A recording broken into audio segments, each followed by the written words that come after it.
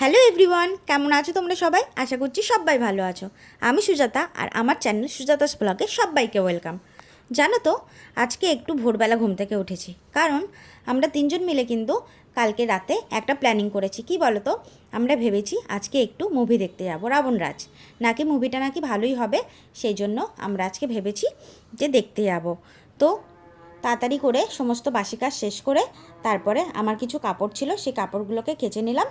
কেচে নিয়ে তারপরে কিন্তু আমি চান টান করে নিলাম। চান করে সোজা চলে এসেছি ঠাকুর ঘরে পুজো টুজো তাড়াতাড়ি করে দিয়ে নিলাম। তারপরে আমি একটুখানি চা বানিয়ে নিলাম।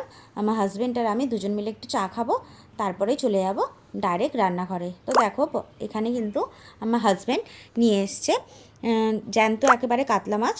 সেই মাছটা কাঁচকলা দিয়ে পাতলা ঝোল করব। আর এদিকে দেখো, আমি কিন্তু সয়াবিন আলুর তরকারিটা বসিয়ে দিয়েছি, কারণ আমি একটু সয়াবিন আলুর তরকারি খাবো বলে অনেক দিন ধরে ভাবছিলাম। তো আজকেই ভাবলাম যে করে নিই, তাহলে রাত্রিবেলা রুটি দিয়েও খেতে পারবো। সেই জন্যই সয়াবিন আলুর তরকারিটা বসিয়েছি। আর দেখো, এদিকে সয়াবিন আলুর তরকারি করতে করতে দেখি জোরে ঝমঝম করে বৃষ্টি হচ্ছে।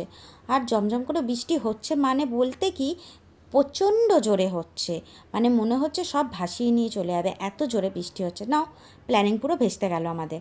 আর এদিকে দেখো, আমি চাল কুমড়োর তরকারিও বসিয়ে দিয়েছি। আমার ডোডো কিন্তু চাল কুমড়ো খেতে খুব ভালোবাসে।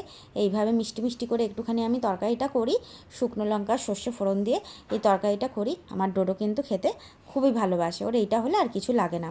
তারপরে আমার একটু খিদে পেয়ে গেছিলো, এদিকে আমি তাই জন্য একটুখানি দইয়ের ঘোল করে নিলাম। করে নিয়ে আমি একটুখানি খেয়ে নিচ্ছি। তারপরে দুপুরবেলা খাওয়া দাওয়া শেষ করে ঘুম দিয়ে আমরা উঠে গেছি। উঠে গিয়ে এবার কিন্তু ছেলে বলছে খিদে পেয়েছে, তার জন্য একটুখানি পাপড়ি চাট আনলাম। সেই পাপড়ি চাটটা ও খাবে। আর এদিকে আমি ভাবলাম যে তাহলে আমি একটু মুড়ি খাই, পাপড়ি চাট খেতে আমার ভালো লাগছে না। তাই জন্য আমি একটুখানি মুড়ি মাখিয়ে নিচ্ছি, শসা মটর সস এইসব দিয়েই একটুখানি মুড়িটা মাখিয়ে খেয়ে নেবো। তোমরা বলো তো, কে কে এরকম সস দিয়ে মুড়ি খাও? আমার কিন্তু সস দিয়ে মুড়ি খেতে বেশ ভালোই লাগে। আর তার মধ্যে একটু লঙ্কা বেশি করে দিয়েছি, ব্যাস, আমার আর কিচ্ছু লাগবে না। এই মুড়িটা দারুণ করে খেয়েছি। তো চলো, আজকের মতো টাটা, এই পর্যন্তই।